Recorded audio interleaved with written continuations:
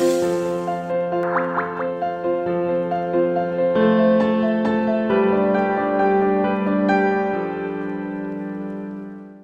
bienvenidos y bienvenidas a esta segunda conferencia de la Escuela de Democracia de la Universidad Pública de Navarra. Hoy nos acompaña la profesora Ruth Ferrero Turrión. Voy a hacer una presentación, como siempre, muy breve y luego le daré paso a ella, que es a la que realmente hemos venido a escuchar. Ella es profesora de Ciencia Política y Estudios Europeos. ¿No se oye? Pero el altavoz sí que funciona, ¿no? ¿Seré yo? Muy bien. Decía que Ruth Ferrero Turrión es profesora de Ciencia Política y Estudios Europeos en la Universidad Complutense de Madrid y en la Universidad Carlos III de la misma ciudad. Es investigadora asociada en el Instituto Complutense de Estudios Internacionales, donde dirige el diploma Migraciones y Relaciones Internacionales.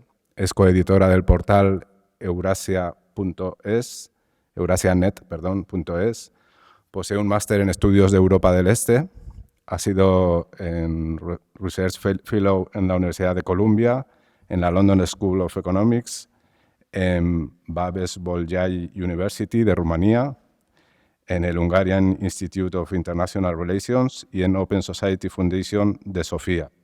Ha sido observadora internacional desde 1996 en distintos países de Europa Oriental, entre ellos Macedonia, Bosnia-Herzegovina, Albania, Ucrania y Armenia.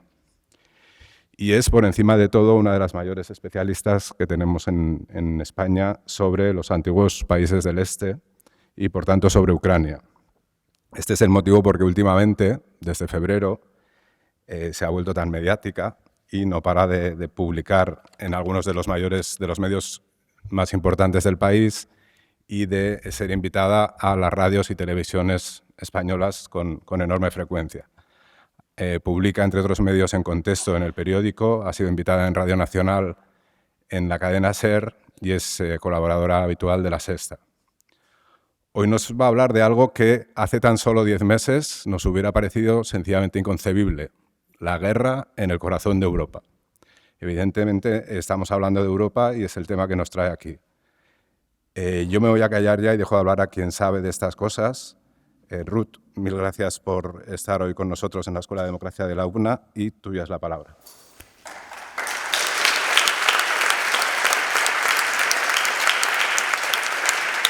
Bueno, buenas tardes. ¿Se me escucha bien? Sí, ¿no? Buenas tardes a todas y a todos. Es un placer estar en Pamplona. Siempre es un gusto venir a esta ciudad que siempre me acoge de manera extraordinaria. Quiero agradecer a la Universidad Pública de Navarra esta invitación, a Jorge Urdanoz por haber pensado en mí para impartir esta conferencia. Y bueno, es un momento también de reencontrarme con viejos conocidos como Javier Aisa, que está por aquí, y al que llevo ya muchos años, con el que tengo ya muchos años de amistad. Así que siempre es un gusto volver a Pamplona, que siempre me ha tratado muy, muy bien.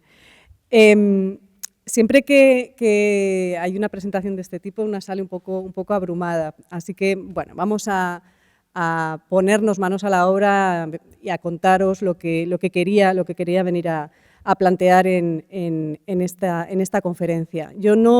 Esta tarde no voy a hablar de las causas de la guerra, pero sí de las consecuencias de la misma. No voy a venir a hablar de las causas porque en 50 minutos es imposible abordar todos los temas que se podrían abordar, pero sí que creo que es importante comenzar a hacer unos ciertos análisis de prospectiva sobre las consecuencias que esta guerra en el corazón de Europa, en las fronteras de la Unión Europea, va a tener no solamente para Ucrania, no solamente para Rusia, no solamente para la Unión Europea, sino para el mundo en general, ¿no? Hay todavía cierto debate, pero yo creo que la guerra que estamos viviendo durante estos 8 meses va a cambiar la arquitectura institucional global sobre la que se asentó el sistema de gobernanza mundial desde la Segunda Guerra Mundial y que es algo que ha puesto en cuestión y ha cuestionado de manera brutal el régimen de Putin, junto con otros aliados que también cuestionan ese régimen liberal que se instauró durante la Segunda Guerra Mundial, que se materializó en el marco de Naciones Unidas. Obviamente, este es un tema que genera muchas discrepancias a la hora de establecer análisis, pero creo que es importante contar con la información y, sobre todo, intentar mantener la cabeza fría, algo que en muchas ocasiones no estamos consiguiendo hacer, no solamente desde la parte agresora, como es el caso de los discursos que estamos viendo mismamente esta tarde por parte de Vladimir Putin, sino también, y lo que especialmente me preocupa a mí, por parte de algunos de nuestros líderes, que lejos de intentar mantener la templanza, bueno, pues utilizan palabras gruesas que creo que no ayudan a la resolución de esta situación. Bueno, antes de entrar de lleno en lo que es esta guerra y de cómo ha influido, cómo está influyendo en el marco especialmente europeo, que es el ámbito que yo mejor conozco, creo que es importante poner encima de la mesa cuál es el contexto geopolítico previo a esta guerra. Entramos a comienzos del 2022 en un momento en el que nos estamos recuperando de una pandemia mundial, en el cual se había empezado a poner de relevancia la importancia que tenía el papel del Estado en la resolución de los problemas de los ciudadanos, en el ámbito de lo más micro, pero en el ámbito de lo macro se observaba una progresiva un progresivo desacople entre las potencias que habían estado trabajando en lo que se denominó en su momento la globalización neoliberal, que tuvo su culmen, digamos, a principios de los años 90 con la instauración del pensamiento único neoliberal, y que se sostenía sobre la base de los intercambios comerciales, de capitales, de mercancías y de, básicamente, el libre mercado. Y como tenéis este calor en Pamplona, que es increíble, voy a quitar la chaqueta porque es alucinante. Este es otro de los contextos en los que estábamos también, ¿no? El cambio climático, que también es parte y también forma parte de una de las crisis que vamos a ver cómo se acentúan como consecuencia de esta guerra. Decía que estábamos saliendo de ese momento pandémico. En el caso de la Unión Europea, gracias a un proceso de federalización que alguien denominó un momento hamiltoniano del proceso de integración europeo, en el cual, bueno, pues se ponía encima de la mesa los principios de solidaridad y compartir el gasto y la deuda en beneficio de la salida de los daños causados por el momento pandémico, no solo en la parte económica, sino también especialmente en la parte social. Pero en el ámbito geopolítico ya veníamos observando cómo iba creciendo de manera cada vez más acelerada una competencia global por ver quién era el hegemón en el ámbito mundial. Un momento en el que Estados Unidos veía amenazado esa hegemonía que había mantenido desde el final de la Guerra Fría, en los años 90, que nadie había cuestionado su absoluto control en el marco de lo militar, de la seguridad, de la economía y de la política, y que se encontraba con que China empezaba a ser una amenaza, ¿no? A mí me gustan mucho las metáforas que utiliza Borrell, casi siempre, no siempre, pero me parece que utiliza muy bien esas expresiones. Borrell en algún momento dijo: China, pensábamos que solamente vendía en el todo a 100 y vendía camisetas de a todo a €1, y sin embargo ahora nos estamos dando cuenta, y ha sido especialmente visible con la pandemia, que lo que hace es básicamente producir absolutamente todo, ¿no? Y que la Unión Europea, concretamente, no es capaz de producir ni un gramo de paracetamol, ¿no? Esto es uno de los grandes planteamientos o de las metáforas que planteó en su momento Josep Borrell. En ese contexto, Estados Unidos veía una amenaza, y tenemos además que durante mucho tiempo el eje euroatlántico había sido el eje central de la geopolítica mundial. Con la llegada de Obama al poder, ese eje euroatlántico se ha ido progresivamente desplazando al eje Asia-Pacífico, básicamente por el incremento de esa competitividad entre China y Estados Unidos, ¿no? Por ver quién es el que controla el mundo. Y en ese contexto lo que nos encontramos es que una vez pasado Obama llega Trump. Y Trump quiere acelerar el proceso de desplazamiento del eje euroatlántico hacia Asia-Pacífico y lo hace de la manera más dura para los estados europeos, ¿no? Que es empezar a desvincularse, empezar a exigir en el ámbito de la seguridad y la defensa a los estados europeos que fueran más autónomos, ¿no?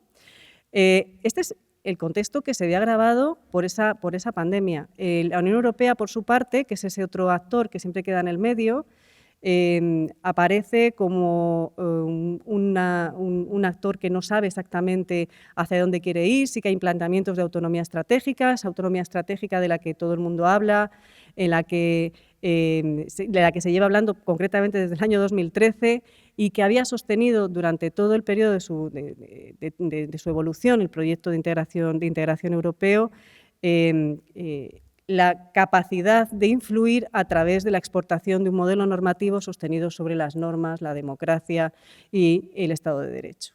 Esto era el modelo que vendía la Unión Europea y a través del cual conseguía o pensaba que se podía conseguir un marco de estabilidad, de seguridad en torno al núcleo central que era esa Unión Europea, ¿no?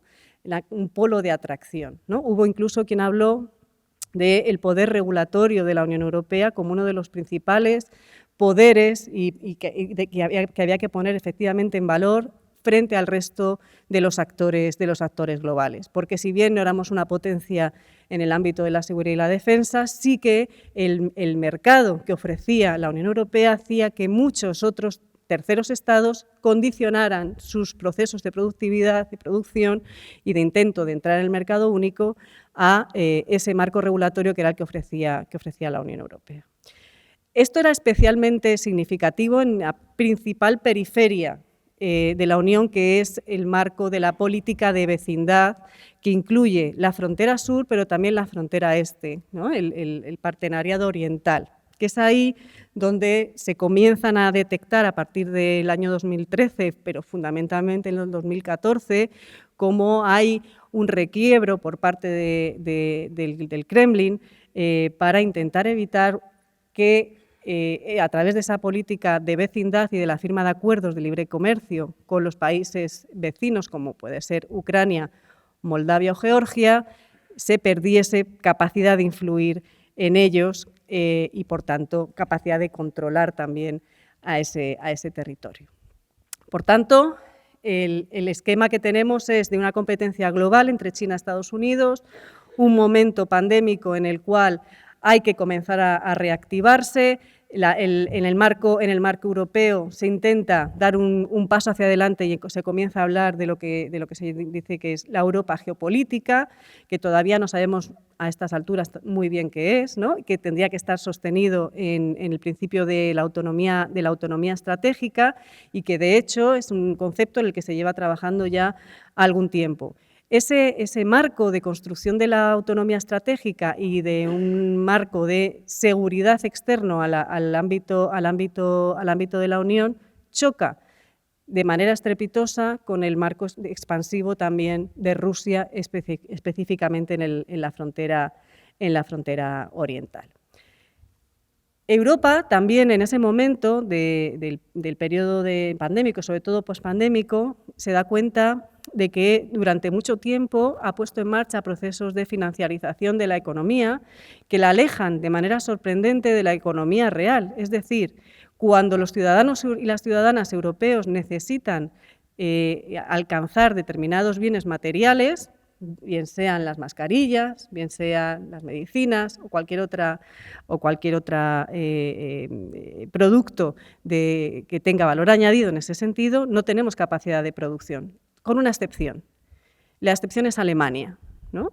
Alemania es el único país que en el periodo anterior a la pandemia había mantenido la capacidad de producción industrial en el ámbito europeo, y era la única economía que era realmente competitiva, especialmente porque su producción era vendida al resto de los estados europeos, ¿no?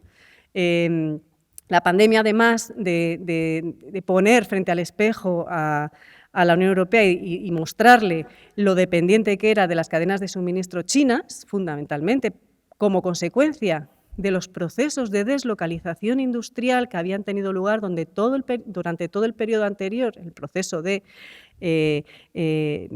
políticas netamente neoliberales que planteaban que la no producción en los países del norte era la salida precisamente para poder ser competitivos, es decir, las normas del mercado frente a otro tipo de poderes regulatorios, se dan cuenta de que en el momento que hay un proceso como el que hemos vivido con la COVID-19, no tenemos capacidad de reacción. A esto se va a sumar, ¿no?, en los últimos meses, de nuevo, otro hecho que era ya muy evidente desde hace años, que era la alta dependencia energética que teníamos de los hidrocarburos procedentes de Asia Central y de Rusia, fundamentalmente, especialmente del gas.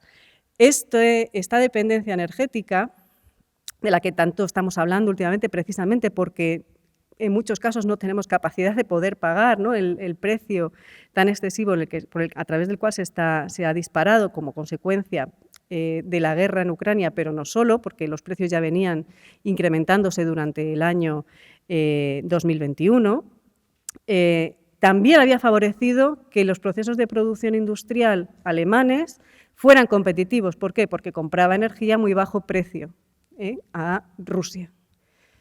Y esto es algo que también se ha venido abajo en los meses que llevamos de guerra. Y este es el contexto en el que nos encontrábamos en febrero. Recuerden que a finales de diciembre del año pasado se empezaron a sonar las alarmas diciendo que empezaba a haber un despliegue de fuerzas militares rusas en las fronteras con Ucrania. Esas tropas habían comenzado de manera progresiva en abril del 21 a ser desplazadas hacia las fronteras ucranianas del este, y comenzaron una suerte de conversaciones bilaterales entre Estados Unidos y Rusia que en algunos casos recordaban a estampas de la Guerra Fría, ¿no?, en los cuales básicamente las dos superpotencias nucleares intentaban llegar a algún tipo de acuerdo. Como decía, no voy a entrar en esta ocasión en el análisis de las causas, quizás si luego quieren en las preguntas podríamos abordarlo, pero sí que me interesa especialmente que intentemos entender por qué la guerra en Ucrania, más allá de lo que se está desarrollando en el terreno de guerra convencional, tiene un impacto que va mucho más allá de lo que allí sucede, ¿no? En primer lugar, y yo creo que esto es importante que lo tengamos claro, es la primera vez que tenemos una guerra en un país que tiene centrales nucleares. Nunca antes había habido una guerra entre países, entre estados, o una guerra de invasión en la cual en el terreno hubiera esas centrales nucleares. De hecho, es importante también recordar que Ucrania, en el marco de la Unión Soviética, era básicamente el Estado que producía las bombas nucleares, ¿no?, y la segunda potencia nuclear de la Unión Soviética. El proceso de desnuclearización de Ucrania tuvo lugar en el año 94 a través de un acuerdo en Budapest, mediante el cual se cedían todas las capacidades nucleares de Ucrania a Rusia a cambio del mantenimiento de las fronteras, es decir, a cambio de que no hubiera ninguna injerencia en la arquitectura fronteriza de Ucrania establecida en el año 91, el año de su secesión de la Unión Soviética. Estas garantías son las que se han visto vulneradas, pero esto quiere decir, y esto también se habla bastante poco, quiere decir que Ucrania, y lo comentaba sobre todo gente vinculada a la esfera de la política de defensa, a pesar de no ser una potencia nuclear, tiene un know-how en materia de desarrollo nuclear que está al 80%. Es decir, no sería muy difícil, si algún actor quisiera, que que Ucrania pudiese alcanzar una capacidad nuclear en un breve periodo de tiempo. Pero, como decía, esta es una de las cuestiones principales. ¿Por qué aparece, en primer lugar, esa alarma, ¿no?, en este ámbito? Porque guerras con potencias nucleares ha habido a lo largo de estos años, ¿no? Pensemos, por ejemplo, en la guerra de Vietnam, había una potencia nuclear que perdió la guerra, ¿no?, que esto es algo que también se dice, ¿no? Nunca una potencia nuclear ha perdido una guerra, no es cierto. Estados Unidos perdió la guerra contra Vietnam, la Unión Soviética perdió la guerra contra Afganistán, Estados Unidos ha tenido que salir de Afganistán en fechas recientes, por tanto, hay algunas cuestiones que no son tan meridianas como pudiera parecer.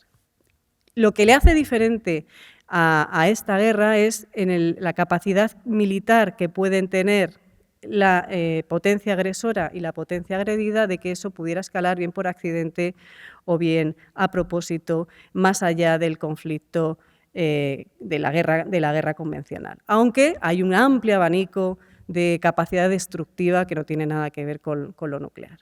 Pero sí que es importante tener en cuenta que Estados Unidos y la OTAN no ha arrasado a Rusia precisamente porque Rusia es una potencia nuclear, ¿no? Esa es una de las claves por las que la OTAN no entra de lleno en esta guerra, ¿no?, por ese temor a una escalada aún mayor. El segundo pivote a través del cual identificamos a esta guerra como excepcional y como algo muy relevante en el plano internacional, tiene que ver con las capacidades económicas a las que afecta, o el impacto económico que tiene sobre la economía global.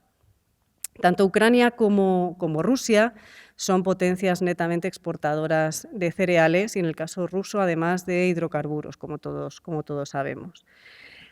La capacidad de bloqueo económico, por tanto, tiene unas segundas derivadas que impactan de manera muy significativa en determinadas latitudes. Es verdad que los bloqueos de la exportación de grano ucraniano en el caso europeo no han afectado de manera sustantiva. Afectan fundamentalmente a los países africanos, que son los que reciben ese grano procedente de Ucrania. Pero lo que sí ha afectado a la agricultura y a la producción agropecuaria, por ejemplo en Europa, es la ausencia de los bloqueos que hay impuestos a los fertilizantes que proceden fundamentalmente de Rusia. El día, creo recordar, 24 o 27 de septiembre de este año, la Comisión tuvo que reconocer que habían cometido un error y que efectivamente se estaba bloqueando la exportación de fertilizante ruso a países del tercer mundo, ¿no?, a países del sur global, que era algo que venía denunciando Rusia durante los meses anteriores. Eso apareció en un breve, en la prensa española, en un breve de un solo periódico, en La Vanguardia, búsquenlo, y es algo que está sucediendo, ¿no? Y lo dejo aquí y luego volveré sobre esta cuestión. Pero es verdad que se están articulando, digamos, algunos tipos de medidas que, precisamente por lo reactivo y lo pasional del momento y por encontrarnos en una situación de guerra, están pasando desapercibidas por parte también de la ciudadanía.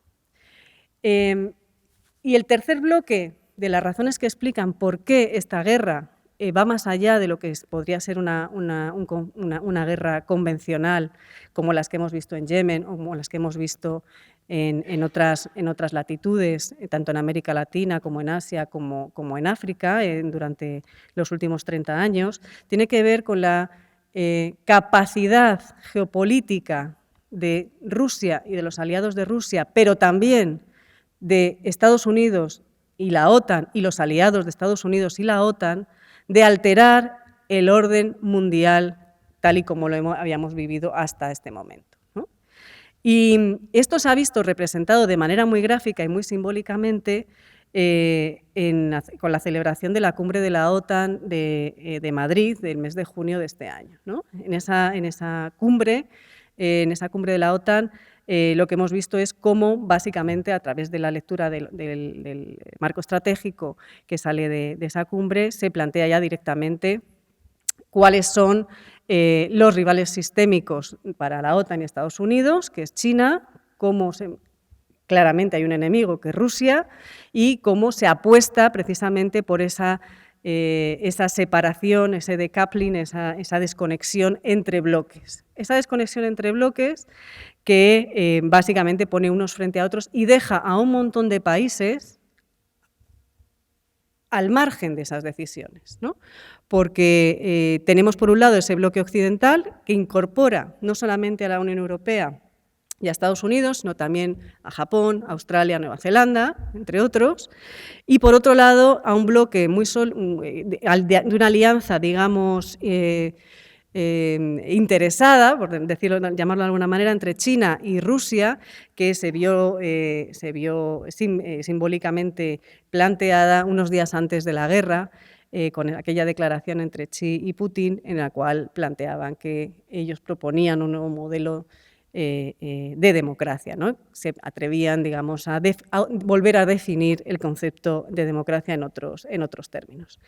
Por tanto, tenemos ya esos dos bloques armados y a partir de ahí vemos cómo se comienza a operar y cómo se empiezan a desconectar esas relaciones económicas, esas interrelaciones económicas y comerciales que habían estado operando de manera continuada desde el fin de la Guerra Fría.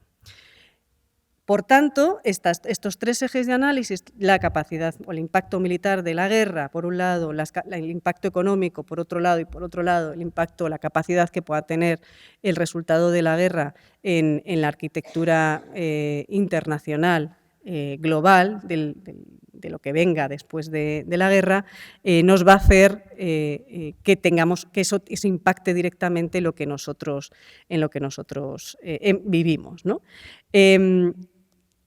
Esta guerra, además, ha dado lugar a lo que hemos dado en llamar las policrisis, o un momento de muchas crisis simultáneas, que son esencialmente cuatro. Yo lo he dividido en cuatro, podemos entrar a discutir las categorías, pero yo creo que son esencialmente cuatro, que es la crisis económica, política, social y medioambiental.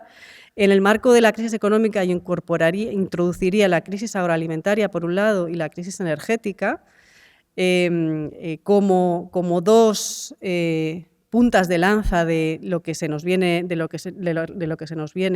en el ámbito del ajuste de las economías occidentales, pero no solo, también de las economías del sur global y, por supuesto, también de lo que está sucediendo en Rusia, ¿no?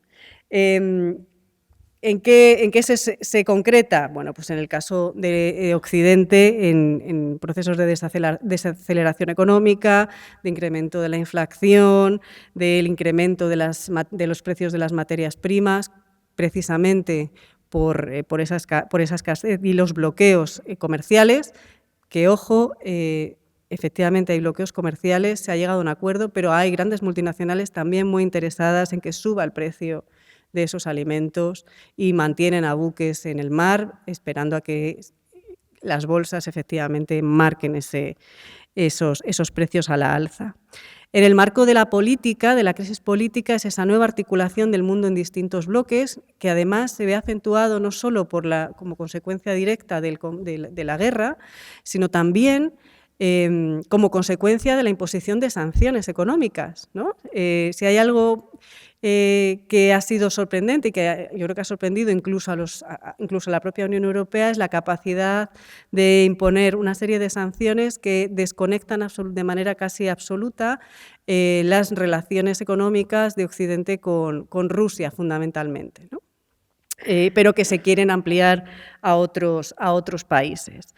Las sanciones no son algo nuevo, ¿no? Es una herramienta de política exterior europea que se ha venido utilizando desde los años 90 fundamentalmente y que siempre se ha utilizado como un mecanismo preventivo o de castigo, pero siempre limitado y acotado a un tiempo y a un espacio, es decir, mientras durase la cuestión que se quiere conocer. Se han impuesto esas sanciones a Corea del Norte, a Irán, a Venezuela, ¿no? A la propia Rusia durante los sucesos del año 2014. Pero nunca, como hasta la fecha, esas sanciones habían apuntado no solamente a sectores económicos particulares o a individuos particulares, sino que, como en este caso, han apuntado a la totalidad de la sociedad y los sectores económicos rusos.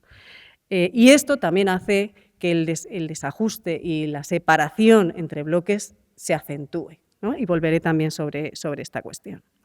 La tercera crisis es la crisis social, una crisis social que, mirada desde Occidente, básicamente se manifiesta en el ámbito de un incremento de las desigualdades, en un incremento de la conflictividad social y un intento por dar respuesta por parte de los gobiernos a solucionar, ¿no?, las cuestiones a las que se ven abocadas las poblaciones, precisamente como consecuencia de la crisis agroalimentaria, la crisis energética, la crisis de deuda que podemos encontrarnos con el paso de los meses. Y la crisis medioambiental, que era una crisis que ya estaba encima de la mesa, que es algo de lo que todos tenemos que ser conscientes. A la vista está el calor que tenemos hoy en Pamplona, ¿no?, prácticamente llegando al Día de los Santos,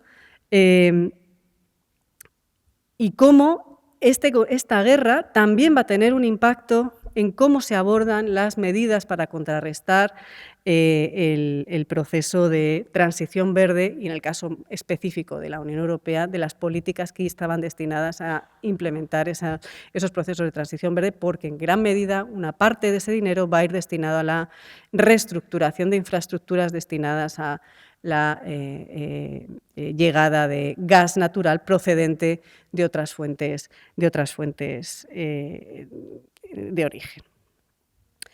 Bueno, decía que el principal objetivo de la... Tengo tiempo todavía, ¿no? Sí. De la charla era ver cómo había también respondido Europa y cuáles eran los retos a los que nos enfrentábamos desde la Unión Europea. Una de las principales cuestiones que se planteó al principio de esta guerra fue cómo respondería Europa, ¿no? Si Europa iba a permanecer unida, si los actores estatales iban a ser capaces de ponerse de acuerdo y de avanzar de manera rápida en un proceso de respuesta que fuera lo suficientemente potente para, si no terminar y parar la guerra, al menos sí intentar disuadir en el medio largo plazo a Rusia de que lo que estaba haciendo iba a ser sancionado sí o sí. Y ahí se abrió el campo, digamos, de lo que he mencionado al principio, que era ese concepto de autonomía estratégica. Fíjense que en marzo de este año se aprobó la denominada brújula estratégica, que era un documento en el que se venía trabajando desde hace años y en el que se planteaba la necesidad de que la Unión Europea debería de ser estratégicamente autónoma, tener una soberanía propia, es decir, con una estrategia y unos objetivos estratégicos que pusieran encima de la mesa efectivamente hacia dónde quería avanzar la Unión Europea, en qué términos, porque nos habíamos dado cuenta de que la exportación del modelo normativo no era suficiente como para mostrar la capacidad y la potencia de la Unión Europea en el ámbito global. Esa era, digamos, la primera reflexión que se había hecho. Ya se habían detectado esas dependencias, ¿no?, como consecuencia de la COVID, esas dependencias de la cadena de suministros y cadenas productivas procedentes de China, de la dependencia energética, de la necesidad de poner en marcha políticas verdes de transición, de la necesidad también, o al menos de la reflexión en torno a nuestra dependencia en el ámbito de la seguridad y la defensa de Estados Unidos. Y entonces, claro, nos llega en ese momento en el cual la Comisión von der Leyen y de Borrell quieren avanzar en convertir a Europa precisamente en una potencia que hable el lenguaje del poder. Recuerdan ese discurso de Josep Borrell en su presentación frente al Parlamento Europeo, en su toma de posesión.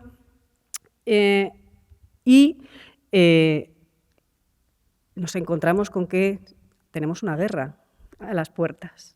Tenemos una guerra a las puertas después de muchos años de no tener guerras. Habíamos tenido las guerras de los Balcanes, pero no habían tenido las dimensiones, ¿no?, en términos, como les he dicho antes, militares, económicos o geopolíticos, de lo que teníamos ahora mismo al lado. ¿Por qué? Porque ya sabíamos, ya teníamos un precedente de por dónde querría avanzar Rusia en esa expansión territorial que había comenzado en el año 14 con la anexión de Crimea.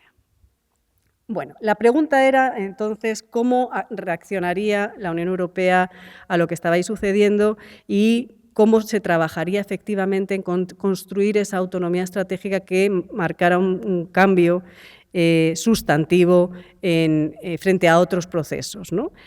Y se adoptaron varias medidas que, sin duda, han sido un antes y un después. La primera de ellas ha sido la adopción de 8 paquetes de sanciones. No voy a entrar a enumerarlos porque es aburridísimo y además la cuestión de las sanciones es un tema súper complejo en el cual si alguien se anima se darán cuenta de que es abrir todo un mundo, ¿no?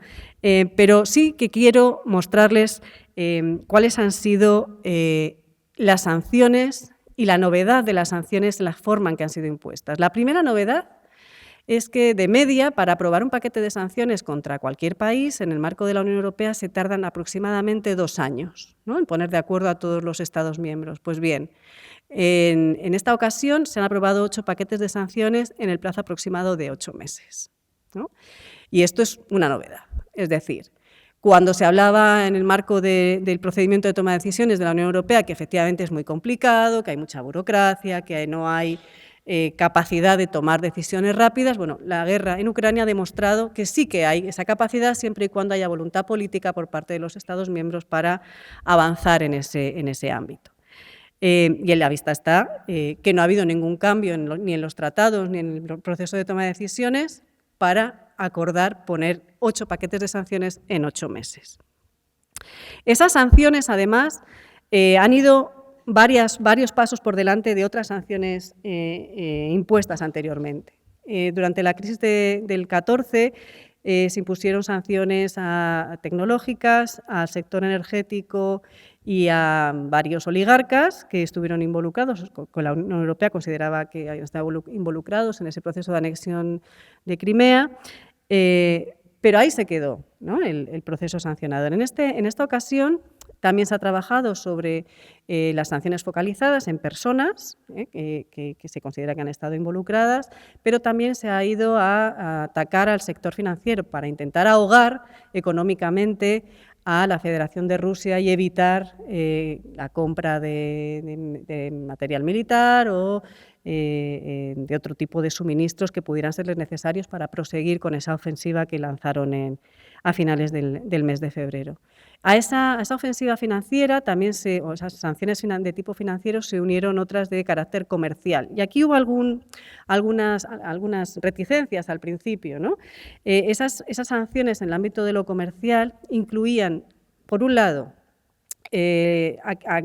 hacían relación a la parte energética, es decir, la restricción de compra de gas y petróleo procedentes de Rusia, pero si han seguido un poco el devenir de los acontecimientos, esto es bastante complicado de hacerlo de un día para el otro, es decir, no compro más gas a Rusia, no compro más petróleo a Rusia para mañana, ¿no? Tienen que darse unos plazos porque el corte de un día para el otro de los suministros energéticos lo que hace es paralizar el sistema productivo e industrial de las industrias fundamentalmente alemanas, ¿no?, que son las más dependientes en este ámbito, también las de los bálticos, Polonia y algún otro país, pero en esencia de las alemanas. Y por otro lado, se intentaron poner sanciones a la industria del lujo. Y aquí fue Italia la que fue más reticente, porque claro, una buena parte de la industria del lujo se consume en Italia, ¿no? Y ahí hubo un pequeño debate que finalmente, con el paso de los meses, se solventaría a favor de la imposición de esas sanciones.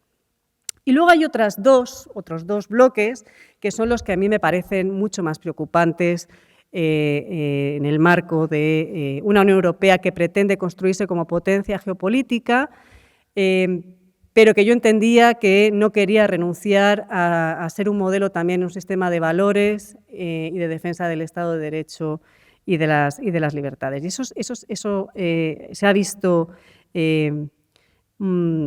afectado por estos dos paquetes que les voy a comentar ahora. Por un lado, las sanciones impuestas a los medios de comunicación rusos. Esto fue es un tema bastante polémico, porque la propia circular de la Comisión imponiendo el cierre de Russia Today y de Sputnik habla de medios de comunicación, no de medios de propaganda. Es decir, un documento oficial de la imposición de sanciones lo que dice es que se cierran 2 medios de comunicación, no que se cierran 2 medios de propaganda, ¿no? Esto tiene implicaciones. Es verdad que está orientado para un actor que no es un actor de la Unión Europea, que son medios estatales rusos, pero también es verdad que se hace sin ningún tipo de instauración de un mecanismo de arbitraje, ¿no?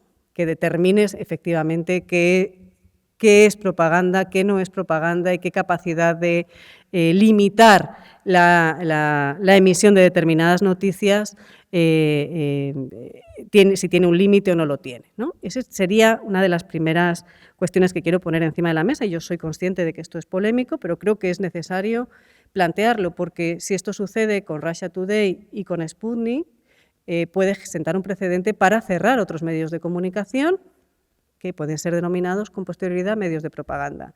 Y de hecho, hace 2 o 3 semanas, de nuevo, la Comisión Europea dio luz verde a determinadas plataformas para impedir la publicación de noticias en relación con la guerra de Ucrania que no coincidieran con la línea mayoritaria del análisis de la guerra. Y esto, de nuevo, vulnera, digamos, el pluralismo informativo. Independientemente, ya digo, de que se trabaje en intentar atajar los procesos de desinformación, de que se identifiquen las fake news y todo esto. Que yo creo que hay que hacerlo también, ¿no? Y el segundo bloque de sanciones, que ha sido uno de los más recientes, el que tiene lugar con la cancelación del acuerdo de movilidad Schengen firmado entre Rusia y la Unión Europea hace ya unos cuantos años, ¿no? en el año 17. Esta supresión de este acuerdo de movilidad Schengen tiene unas implicaciones que nos retrotraen en términos no solo de política, sino también en términos de discurso, a los postulados de la Primera Guerra Mundial.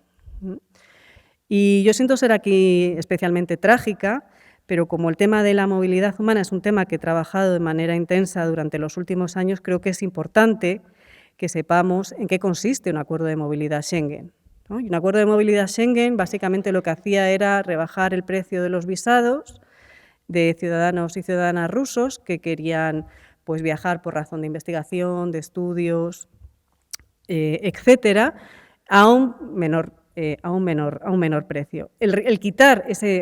Suprimir este acuerdo de movilidad Schengen lo que hace es incrementar el precio de los visados, dejando al albur de las autoridades rusas a personas que quizás no tienen el suficiente dinero para pagar un visado más caro y querer salir del país, que curiosamente son aquellas que son más críticas con el régimen ruso. Es decir, les estás dejando directamente abandonados a su suerte en un país con un régimen de corte cada vez más autoritario, que de manera sustantiva, creo que hoy mismo también se ha aprobado una ley en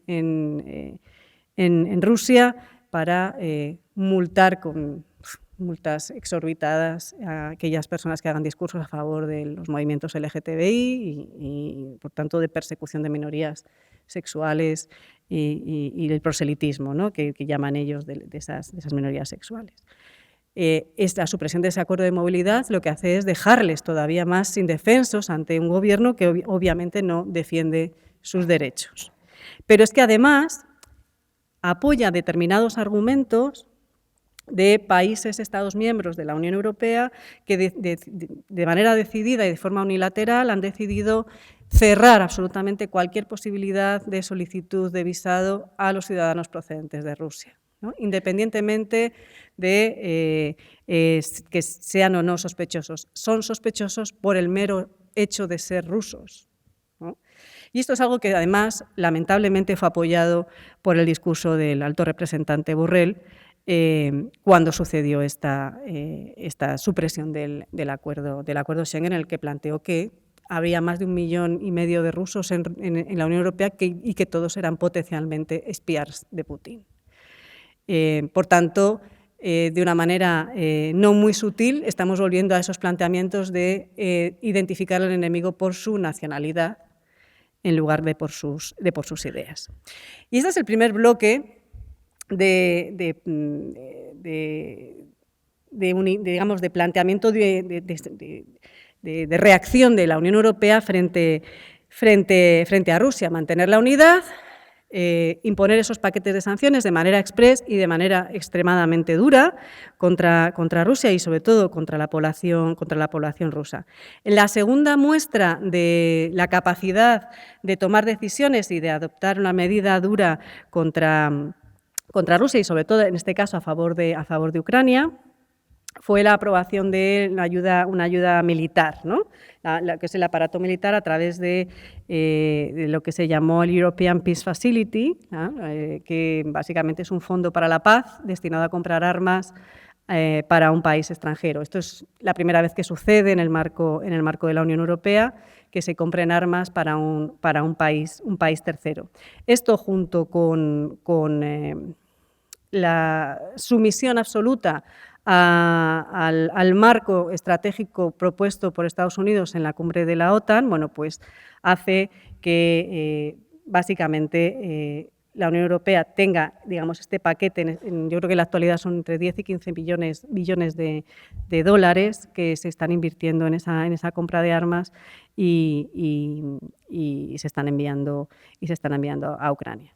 Y el tercer bloque tiene que ver con la reacción humanitaria y aquí también es una buena noticia, o también fue una buena noticia en su momento cuando se activó una directiva que había permanecido en un cajón de Bruselas, que muchos pedimos que se implementase durante la crisis de refugio del año 2015 y que nunca se quiso implementar, que es la Directiva de Protección Temporal 2001/55. ¿no?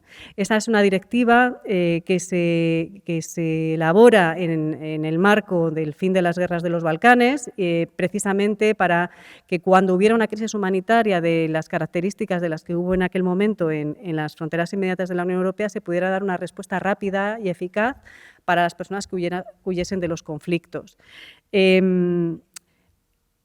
Nunca se había puesto en marcha, nunca se había implementado, ¿no? Solamente ha sido en esta ocasión, con el éxodo humanitario de las personas que huían de la guerra en Ucrania, cuando Bruselas ha decidido efectivamente reaccionar y poner en marcha esta directiva. Esta directiva básicamente trabaja en paralelo a los sistemas de protección internacional ordinarios y lo que hace es intentar que no se queden bloqueados y acelerar los procesos de salida de las personas que necesiten esa protección internacional, con un estatuto que dura entre 1 y 3 años en función de la situación que tengan en los países en guerra. Bueno, estos 3 bloques han demostrado o han puesto encima de la mesa la capacidad, por un lado, de la Unión Europea de tomar decisiones, ¿no? De tomar decisiones de manera rápida. No sabemos si bien o mal, pero de tomarlas, ¿no? y de reaccionar de manera enérgica. Pero al mismo tiempo también han mostrado una parte de las vulnerabilidades y de la ausencia, digamos, por parte de la Unión Europea de efectivamente agarrar el toro por los cuernos y plantear efectivamente si queremos o no queremos tener esa autonomía estratégica. Y me explico. Todo esto que les he contado, en el marco de las sanciones económicas, de la ayuda militar, de la reacción rápida en el marco europeo, se queda muy pequeño si lo comparamos con la ausencia de capacidad para efectivamente poner en marcha mecanismos que permitan, y es además algo totalmente normal porque estamos en una situación de emergencia absoluta, de efectivamente reafirmarnos como una potencia que tenga esa soberanía estratégica. Más bien al contrario, a pesar de la capacidad de tomar decisiones de manera rápida, que es algo que yo creo que es positivo, nos estamos viendo como, lejos de ser más autónomos, estamos siendo más dependientes. Estamos cambiando nuestras dependencias y nuestras por distintos actores. Nuestra dependencia energética está pasando de ser Rusia a ser Estados Unidos a través de la importación de gas de esquisto licuado, que luego es regasificado y vendido en los mercados y en los distintos países, que es mucho más caro y, sobre todo, en gran medida es producto del fracking, una práctica prohibida en la Unión Europea por ser altamente contaminante. Por tanto, estamos comprando un hidrocarburo que, en principio, va contra nuestros principios y nuestras normas, ¿no? Y a un precio más caro. Y, por otro lado, es cierto que nosotros no tenemos capacidades militares suficientes, o al menos no estamos lo suficientemente bien organizados como para plantear efectivamente que tenemos esas capacidades a punto, y por tanto dependemos de la OTAN, y yo creo que esto es un hecho.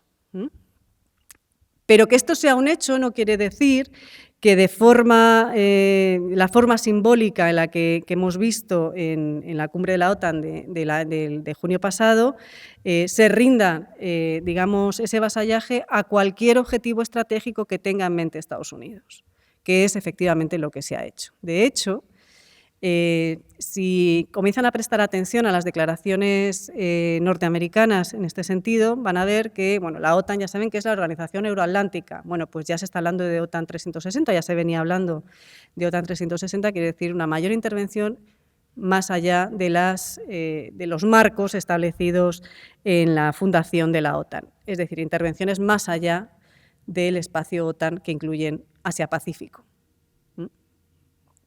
Y ahí Estados Unidos ya está diciendo que, bueno, cuando pase lo que está pasando en el territorio europeo, que considera que tendrá y que necesitará la ayuda también de sus aliados europeos. Y ahí es donde tendremos que decidir, ¿no?, efectivamente, si queremos seguir con el marco estratégico y el objetivo estratégico que plantea Estados Unidos, o tenemos nosotros nuestro propio marco estratégico, que es algo que yo creo que no se ha pensado lo suficiente.